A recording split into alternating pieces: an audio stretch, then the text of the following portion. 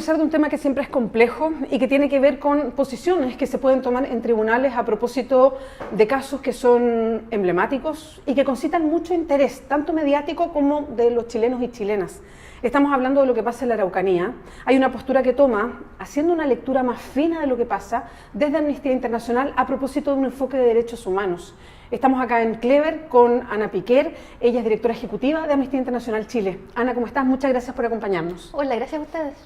Ana, ustedes desde Amnistía Internacional hacen una lectura bien particular respecto a lo que ha pasado en juicios que son bien emblemáticos. El caso Luxinger-Mackay y el caso Iglesias, por llamarlo de una manera más global, en situaciones que pasan en la Araucanía y cómo esto se tramita a nivel judicial. Y ustedes ahí ven diferencias respecto al acceso a la justicia, a la reacción en la justicia. ¿Qué es lo que detectan en estos casos en específico?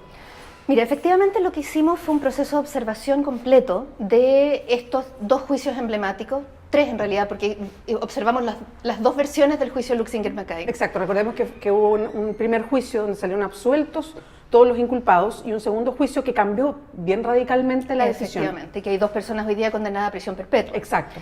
Y entonces estuvimos observando ambos juicios y además este juicio por la quema de la iglesia en Padre Las Casas.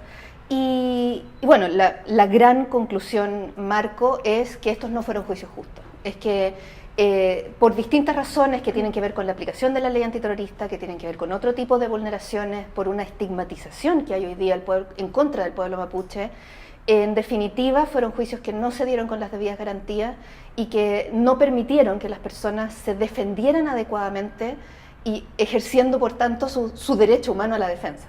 A ver, esto es bien fuerte, sí, porque se plantea así y básicamente es un juicio injusto. Así es. Vamos por parte. Entremos a la ley antiterrorista, que en Chile siempre, bueno, ha sido foco desde siempre, desde distintos organismos de derechos humanos, señalando que esta no es una buena ley en Chile. Así es. Es una discusión interna también.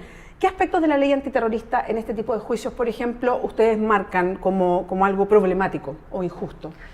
Mira, estamos marcando fundamentalmente cuatro grandes cosas y que no son las únicas críticas que ha recibido la ley antiterrorista en Chile, pero en lo que nos estamos centrando es, por una parte, tiene que ver con la definición propiamente tal, que es extremadamente amplia y que además cubre delitos que son exclusivamente contra la propiedad, que es algo que ha sido cuestionado en múltiples ocasiones. De hecho, hoy día acaba de salir la noticia del Comité contra la Tortura de Naciones Unidas, también cuestionó ese punto. Y luego están lo que tiene que ver con lo procesal propiamente tal. Por una parte, el hecho de que cuando se aplica la ley antiterrorista, normalmente las personas pasan periodos prolongadísimos en prisión preventiva, de manera completamente injustificada y desproporcionada, muchas veces siendo absueltas al final. De hecho, en ambos juicios estuvieron prácticamente todos los imputados casi 2 años en prisión preventiva. Y creo que uno de los casos emblemáticos es el de la Machi Francisca Linconao, por ejemplo. Efectivamente, y que ella llegó, a ella le pasó que tuvo el absurdo de que la devolvieron, le dieron arresto domiciliario y la devolvían a la cárcel como 3 o 4 veces. Y eso en parte por la aplicación de la ley antiterrorista, porque la Constitución chilena exige unanimidad de la sala para decretar la libertad. Y entonces pasaba que le decretaban el arresto domiciliario en el juzgado de garantía, se apelaba, la Corte de Apelaciones tenía mayoría 2-1 a favor del arresto domiciliario, pero como no había unanimidad, la devolvían a la cárcel. Y eso llevó a que ella incluso terminara haciendo una huelga de hambre, sí, que fue lo que finalmente permitió un recurso de amparo, que a partir de eso pudo terminar el juicio en arresto domiciliario. Pero ese fue un caso muy emblemático, pero no necesariamente, o sea, no hay que olvidar que de los otros 10 imputados, al menos 8 de ellos estuvieron en prisión preventiva prácticamente todo el juicio. Ahora, desde Amnistía Internacional se dice que hay además una estigmatización del pueblo mapuche, que uno, mirando los casos, uno podría entender que así es. De hecho, ¿cuántas veces ha pasado lo mismo? De gente que ha estado presa más de 1 año y que ha salido absuelta por tribunales, digamos.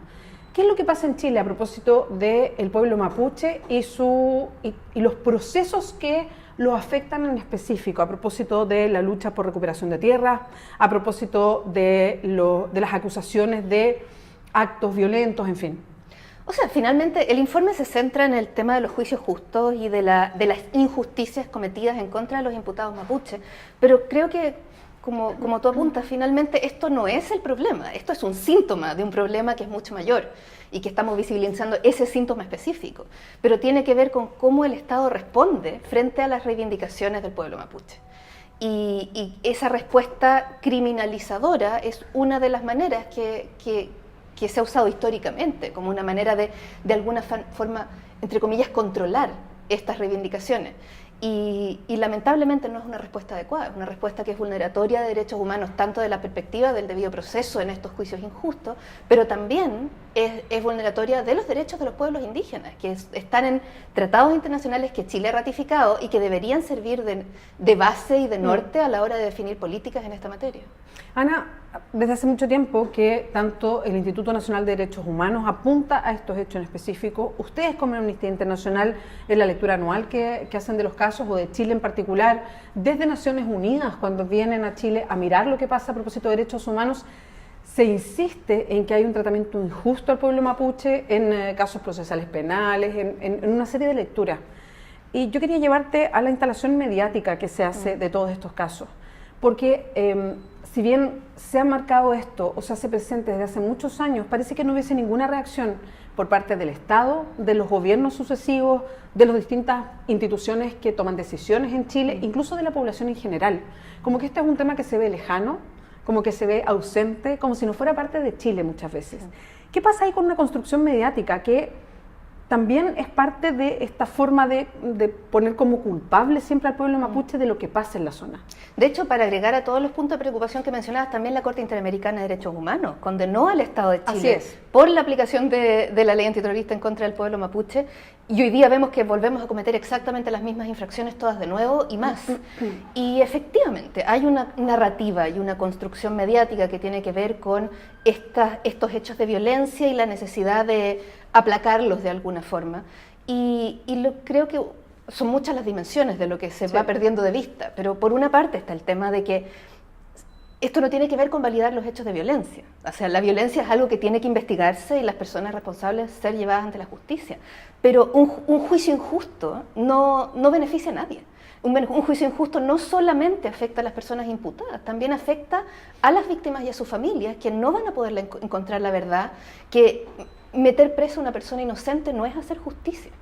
Y un juicio injusto no te puede garantizar que efectivamente estás condenando a los culpables. Y eso es muy grave. Y eso es algo que no solamente afecta al pueblo mapuche, es algo que si eso lo permitimos para el pueblo mapuche, se abre una puerta a permitirlo y eso es un daño a toda la sociedad. Sí, claro. De hecho, creo que con el pueblo mapuche se ejemplifica algo que ya lo conocemos como certeza en Chile, que es que hay justicia para unos y justicia para otros, que no es la misma justicia para todos los chilenos y chilenas, y creo que ese es un tema bien de fondo.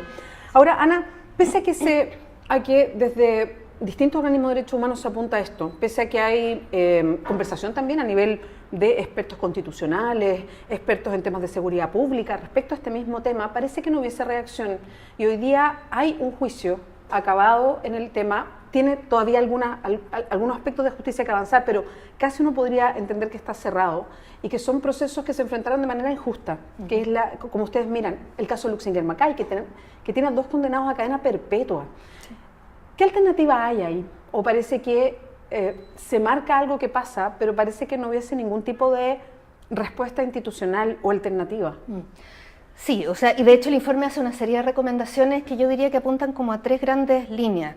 Uno tiene que ver con los casos particulares, o sea, acá en el caso Luxinger Macay está pendiente la decisión de nulidad de la Corte Suprema. Nosotros creemos que es un juicio que debiera anularse y para poder hacerse con las debidas garantías. En el caso de Iglesias, lamentablemente ahí la Corte de Apelaciones de Temuco confirmó esa sentencia, lo que significa que los 2 hermanos Trangol que están condenados hoy día no tienen recursos judiciales en Chile, y eso es gravísimo porque, como digo, es una condena injusta. Pero además hay otras cosas que tienen una mirada de futuro, y que primero está la reforma que se necesita hacer a la legislación antiterrorista, para ajustarla a todas estas cosas que hemos estado hablando, la regulación de los testigos protegidos, la regulación del secreto de la investigación, la redefinición de terrorismo para acotarlo a temas que sean realmente ajustados a la normativa internacional. Y además hay toda una gama de recomendaciones que tienen que ver con el actuar de Fiscalía y Policía, para hacer investigaciones que realmente sean imparciales, que en el caso de la Fiscalía, que estén de acuerdo al principio de objetividad y que no tengan ese sesgo en contra de personas mapuche cuando son imputadas. Y en particular en el caso de la Fiscalía, una preocupación que está en el informe es que en ambos juicios hubo pruebas que se introdujeron y que hubo denuncias de que eran ilegales y que la Fiscalía no solamente no investigó esa ilegalidad, sino que además persistió en presentarlas como prueba de cargo.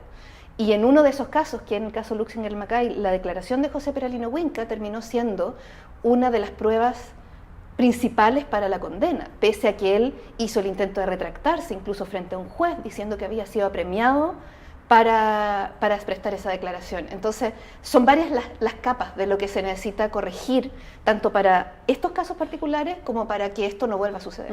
Bueno, ahí Ana es bien precisa en decir por qué se habla de un juicio injusto. Tiene que ver justamente con esta trayectoria respecto a las pruebas, a la tipificación, a que se considera acto terrorista, a cómo actúa la Fiscalía y las policías, que es muy importante tener esa dimensión para entender por qué se dice este es un juicio injusto. Ana, te quiero llevar a otro tema y que tiene que ver también con derechos humanos y que está hoy día en la conversación cotidiana, porque es algo que tenemos muy cerca y que son los crímenes de genocidas en dictadura. Y es esta suerte de cambio de mirada desde la Corte Suprema que permitió la libertad a 7 reos, a 7 personas que estaban cumpliendo condena en Punta Peuco por casos de violación a los derechos humanos. Hay un cambio, ustedes desde Amnistía Internacional ven un cambio en la Corte, ven un cambio en la mirada internacional que se sigue a propósito de cómo se penaliza un caso de derechos humanos.